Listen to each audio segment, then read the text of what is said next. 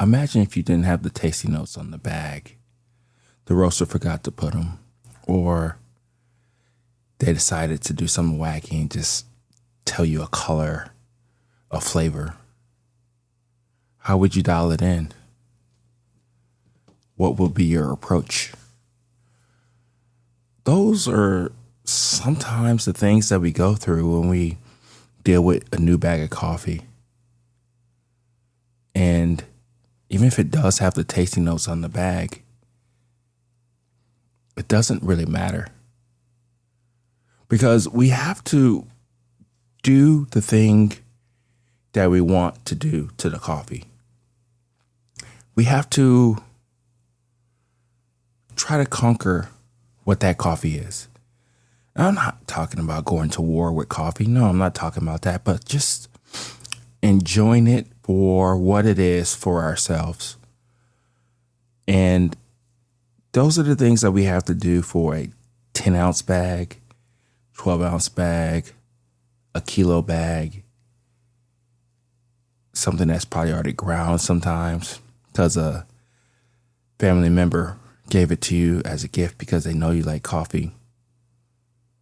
Or you were on vacation and you wanted to try something new and different. And even talking to the person who sold it to you, if you have that opportunity, that chance, it doesn't matter. It's one of those things to where we know that once we get that bag of coffee in our coffee bar, it's game time. We have to figure out what it is for us. So, what would I do? Me? I would lean on what I've been doing all along. I know I like a 1-to-15 ratio. You may like a 1-to-18 ratio. It doesn't matter. That's the first thing that I would do, and I suggest that you do that too. Just go with your gut. Go with something that you tried and true that has worked for you. And just pick a grind size setting. It doesn't matter. And I'm talking too about if you don't have a TDS meter, because most of us, I do, but most of us don't have that. We have to trust our palate. We have to trust what we have tasted before and what we think that this coffee will taste. And the only way to really know that is to really just try what we've done before. So yeah, pick a temperature too. I like 190 degrees, especially for a medium and dark, even to an extent for a light roast, because the acidity can get a little too out of hand from time to time, depending on the coffee. So try that. Use your favorite brewer. You know, Harvey 60, but lately it's been the Mugen. Try your recipe. Do all the things that you usually do with any cup of coffee. And then when you do that, sit down in your favorite spot as you would drink your coffee anyway. And try to enjoy it. This is a new coffee. This is going to be a new adventure that you go on. This is something that you have not really tried before. And even if you did try this coffee before or something similar, it's this coffee. It is right now. You are a different person as you are now than when you were even yesterday. Sip it, drink it, think about it.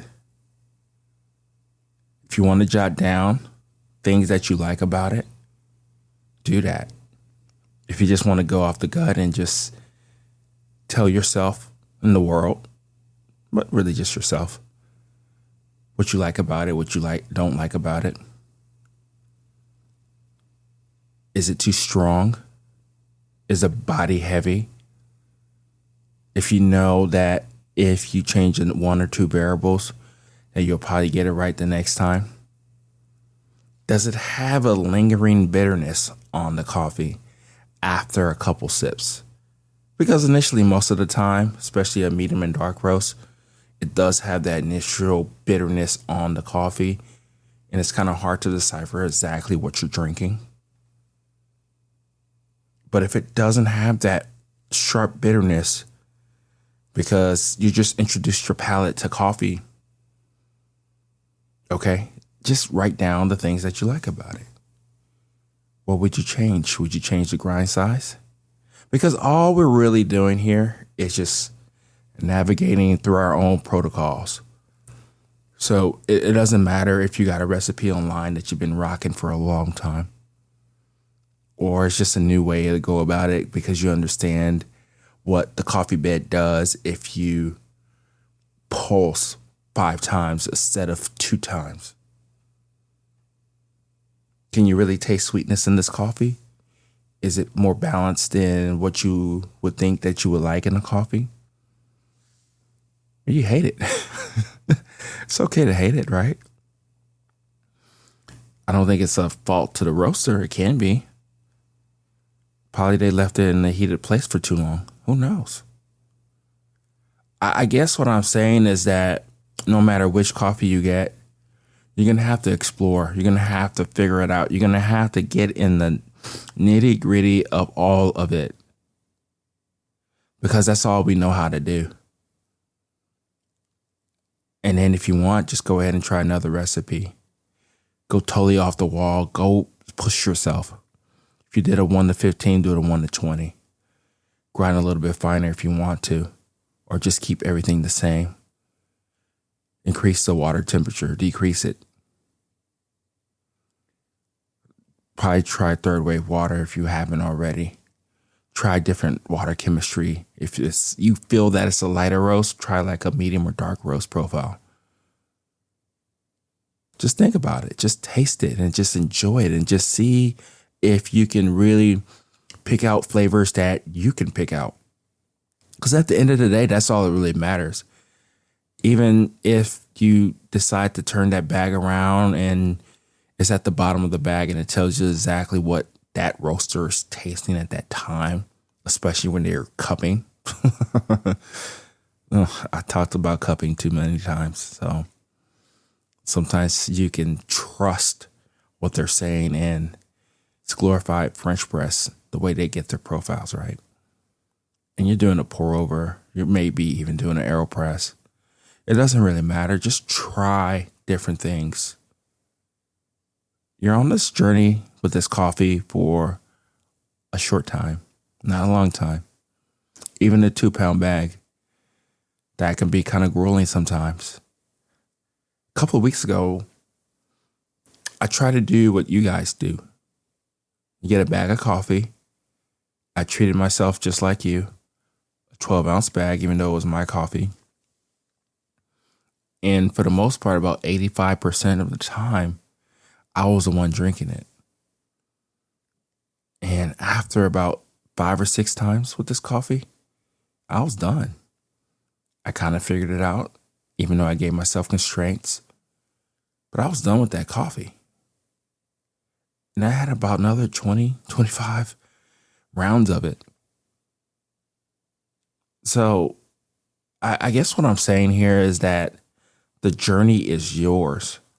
Take it, figure it out, and you don't need anybody else to tell you exactly what you need to do with your coffee. Because at the end of the day, it's your coffee. It's something that you like and enjoy, and something that you know that you're going to be there with that coffee, digging through all the things that they say. This inanimate object, something that you make magical with water, with a grinder, right temperature, all these variables that we know that we play around with, things that we do in order to figure things out, in order to enjoy the cup of coffee. Because that's all we're trying to do. We're just trying to enjoy the coffee. That's the conquering part, right? And if we do that and we figure it out, yeah, we're going to just go on to the next bag of coffee, right? We are.